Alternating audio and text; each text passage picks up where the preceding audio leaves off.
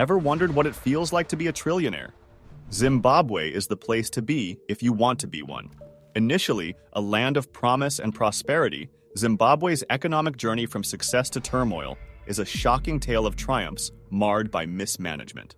Nestled in southern Africa, Zimbabwe boasted significant resources, including fertile lands and rich mineral deposits like gold, platinum, chromium, and lithium. Its agricultural sector flourished, contributing substantially to the nation's prosperity. However, despite these advantages, Zimbabwe's economic downfall began in the late 1990s. Political unrest, land redistribution policies, and corruption eroded the foundations of its thriving economy. The once vibrant education system faltered, with schools struggling to maintain basic facilities. Zimbabwe's power infrastructure, once robust enough to export electricity, failed, leading to widespread blackouts. Unemployment soared to an alarming 94%, pushing many into poverty and desperation. The nation's inflation rate spiraled out of control, culminating in an astonishing 89.7 sextillion percent. That's 21 zeros, rendering the currency virtually worthless. As prices skyrocketed beyond comprehension, ordinary transactions became impossible, forcing people to resort to bartering for survival. The collapse of businesses and the evaporation of life savings left the population reeling, highlighting the catastrophic consequences of economic mismanagement and political turmoil.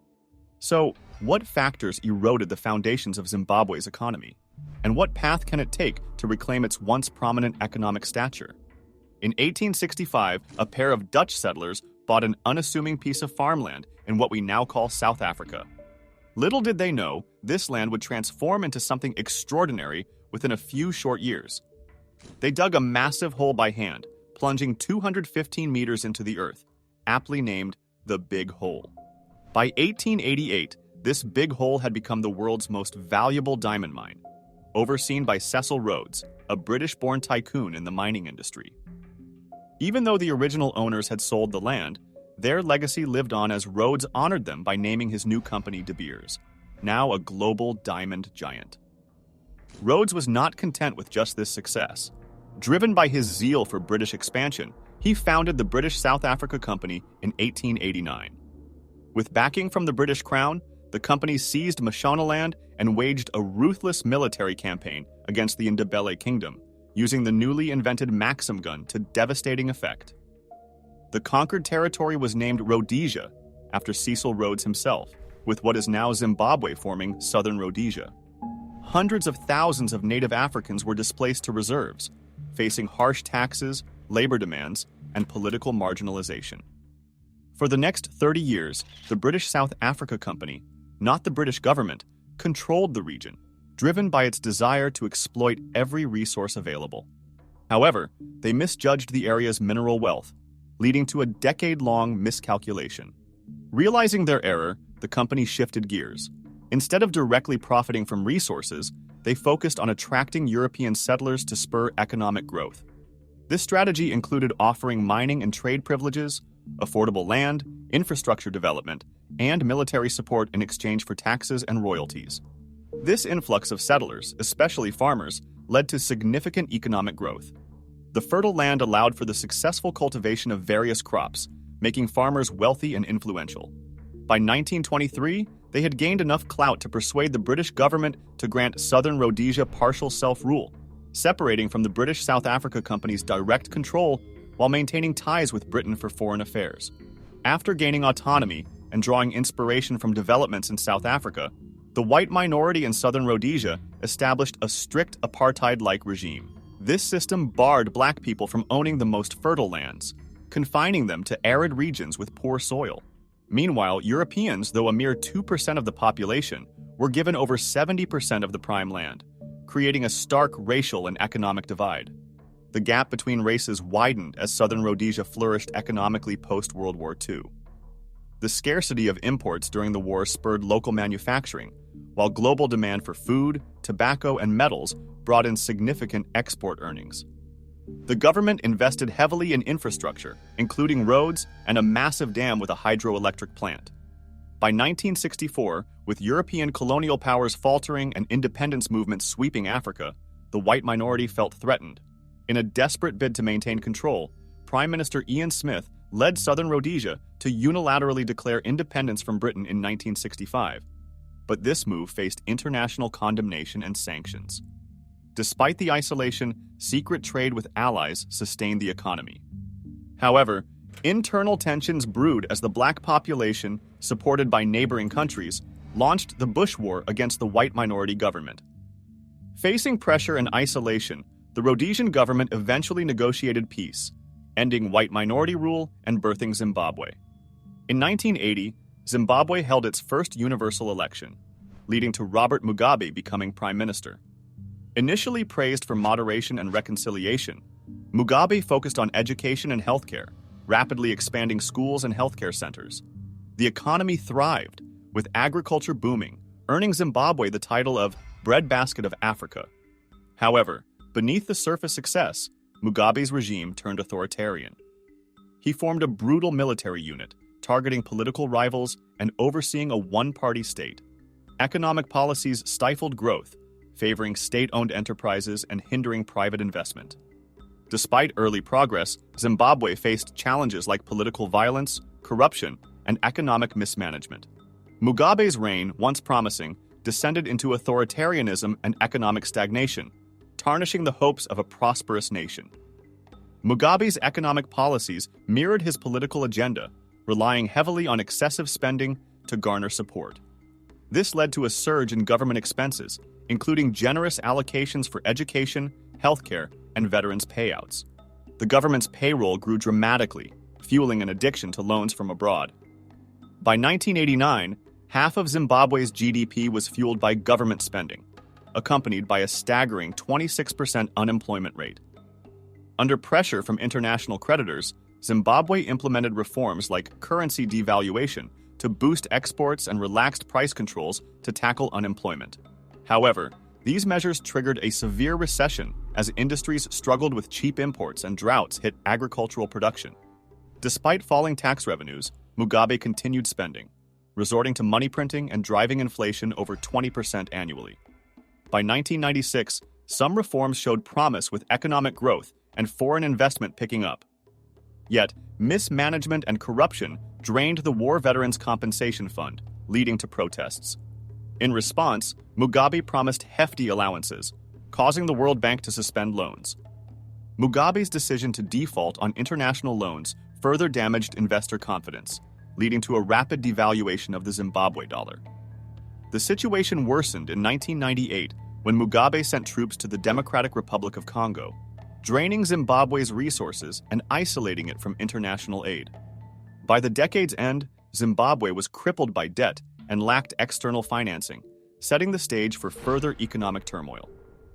On September 11, 1999, a powerful coalition including civic groups, labor unions, and white farmers formed the Movement for Democratic Change, or MDC for short, becoming a significant opposition to Mugabe's ruling ZANU-PF party and marking a pivotal moment in Zimbabwe's political landscape. Concerned about the growing crises, Mugabe proposed a new constitution in a bid to consolidate power. This constitution would shield officials from prosecution, extend Mugabe's term limits, and allow land redistribution without compensation, a contentious issue given the unequal land ownership patterns. By 1999, despite whites being just 1% of the population, they owned the majority of arable land, sparking public outrage as the economic situation worsened. Mugabe's attempt to rally support by targeting white landowners backfired when voters, rallied by the MDC, rejected the proposed constitution. In response to the defeat, Mugabe announced a fast-track land reform that led to violent farm seizures by war veterans, causing chaos and displacing hundreds of thousands of people. The land redistribution, however, mostly benefited ZANU-PF elites who lacked farming experience, leading to a collapse in agricultural production and severe food shortages. As inflation soared and the currency plummeted, the government resorted to printing even more money, pushing Zimbabwe into hyperinflation and causing economic turmoil. This cycle of monetary expansion, coupled with public distrust and market instability, plunged Zimbabwe into a severe economic crisis with devastating consequences for its people and economy. As the Zimbabwean people increasingly turned to alternative currencies, the government's control over the economic crisis slipped away. In response, the government resorted to extreme measures. They imposed ridiculously low bank withdrawal limits, punished shop owners for accepting foreign currencies, and arbitrarily removed zeros from the currency to deal with overflowing digits on checks. Yes, there wasn't enough space anymore to fit all the zeros. When foreign currency reserves ran dry, the government resorted to desperate acts, forcing pension funds to buy depreciating bonds, squeezing exporters with unfair exchange rates, and compelling farmers and miners to sell to the government at unsustainable prices. Price controls and inflation denial only worsened the situation, leading to bankruptcies across all sectors by 2006. Industries collapsed, public services deteriorated, and professionals fled the country, leaving a vacuum in essential services. Only the police and military remained operational, albeit transformed into oppressive forces, extorting bribes and suppressing dissent.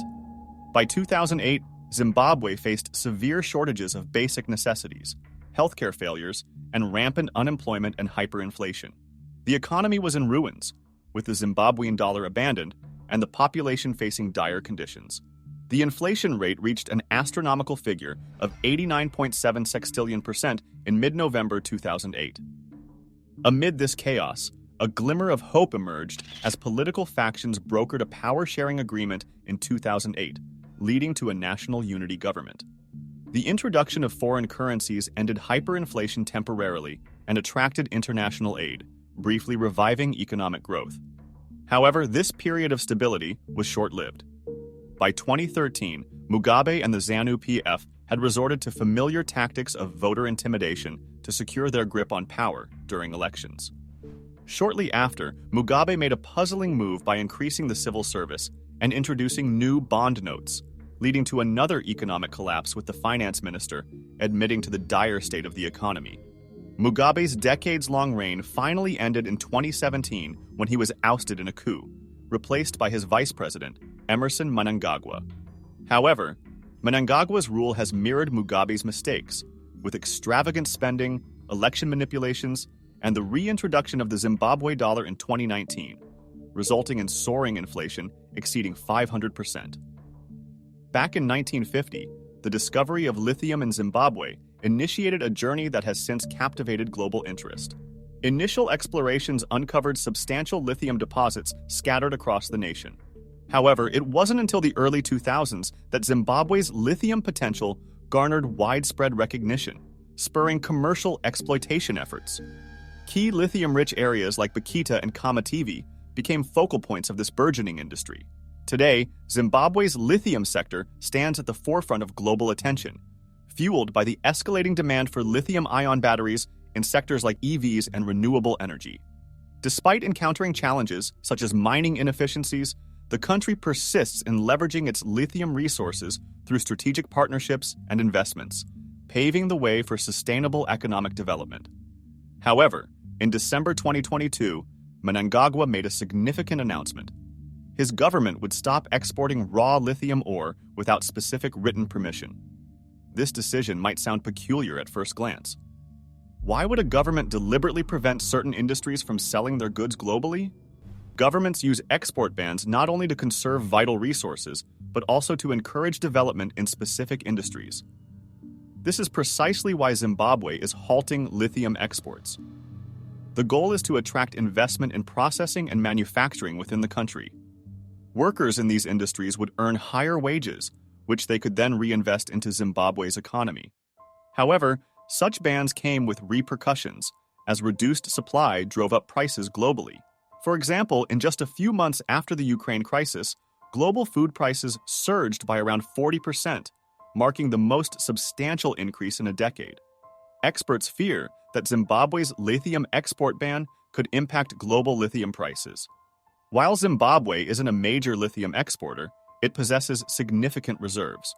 The price of lithium carbonate, for instance, has soared from about $5,000 per metric ton in 2010 to $18,220 in 2023. From 2011 to 2016, global lithium production was around 35,000 metric tons on average. However, from 2017 to 2023, it went up to as high as 90,000 metric tons. What drove this significant increase? In 2015, 196 countries came together in a binding treaty, the Paris Agreement, aiming to limit global warming to below 2 degrees Celsius, preferably 1.5 degrees Celsius, by 2050 compared to pre-industrial levels. The Paris Agreement requires nations to submit plans called nationally determined contributions, outlining how they'll cut greenhouse gas emissions. Road transportation contributes a significant 12% to global emissions, equivalent to about 6 billion tons of carbon dioxide from vehicles like cars, motorcycles, buses, and trucks. Any effective climate plan must include transitioning to EVs. EVs have lower carbon footprints than traditional gas-powered ones, even considering factors like battery production and charging electricity. Many countries encourage EV adoption through incentives. For example, Romania, Norway, France, Germany, and India, to name a few, offer substantial subsidies for electric and plug-in hybrid vehicles, leading to increased EV sales globally. The rising demand for EVs necessitates a reliable power source, and lithium fits the bill perfectly. It's lightweight and boasts high energy density, making it ideal for EV batteries. Lithium-ion batteries, while cheaper than alternatives, offer long-lasting charges, making them a top choice for car manufacturers. Now let's shift focus to Zimbabwe's mining industry. Despite being classified as a lower middle-income country by the World Bank, Zimbabwe faces challenges. Mineral smuggling is rampant, causing the loss of billions of dollars in revenue. While gold theft is common, lithium smuggling also occurs due to poor wages and high inflation rates. Zimbabwean miners have faced salary hikes, but these increases are often inadequate, given the country's history of hyperinflation. With many Zimbabweans living below the poverty line, economic growth hinges on attracting processing and manufacturing industries. These sectors offer better wages, leading to increased household spending, company profits, tax revenues, and investments in infrastructure. This positive cycle of higher incomes driving economic growth underscores the importance of addressing challenges in Zimbabwe's mining and broader economic landscape. Relying solely on commodity exports for economic growth poses two significant challenges. Firstly, countries tied to commodity exports face the volatile nature of commodity prices. When prices surge, the economy flourishes, but downturns lead to economic hardships. Venezuela serves as a stark example. During the mid-1970s, an oil embargo caused by political tensions inflated oil prices, making Venezuela prosperous. However, when oil prices plummeted later, Venezuela's economy plummeted, requiring an IMF bailout. Secondly, depending heavily on commodity exports limits a country's influence in global trade. Manufacturing sectors contribute significantly more to global trade than agricultural or natural resource sectors. For instance, data from the United Nations shows that manufacturing contributed around $13.5 trillion to global trade from 2010 to 2023, while agriculture and natural resources combined contributed less than half of that. So how does banning raw lithium exports address these challenges? When a country exports goods, it indicates a surplus in domestic production. Export bans ensure the surplus stays in the country. This oversupply lowers domestic prices. Although this may hurt lithium mines, it benefits lithium processing and battery manufacturing plants, as they can purchase lithium at lower prices, offering competitive products globally. Zimbabwe also reduces its reliance on mineral exports, diversifying its economy. However, export bans have caveats. They require robust capacity for higher value processes, which Zimbabwe seems to be developing through partnerships with Chinese firms. Yet, support during profit dips is crucial. Zimbabwe's history of hyperinflation makes this support challenging. Concerns arise about global lithium price distortions due to Zimbabwe's ban. Higher prices benefit major lithium exporters, but could make EVs costlier, potentially impacting EV adoption. Yet, Zimbabwe's impact on global prices is limited, given Australia and Chile's dominance in lithium production. Africa, historically disadvantaged in economic growth, seeks tools like export bans to overcome colonial legacies. While Zimbabwe's ban is a bold step, its success remains uncertain. Economists will closely monitor Zimbabwe's progress, highlighting the continent's ongoing economic evolution. So, voice your opinions on the economic downturn in Zimbabwe in the comments below. Don't forget to like this video and subscribe for more updates.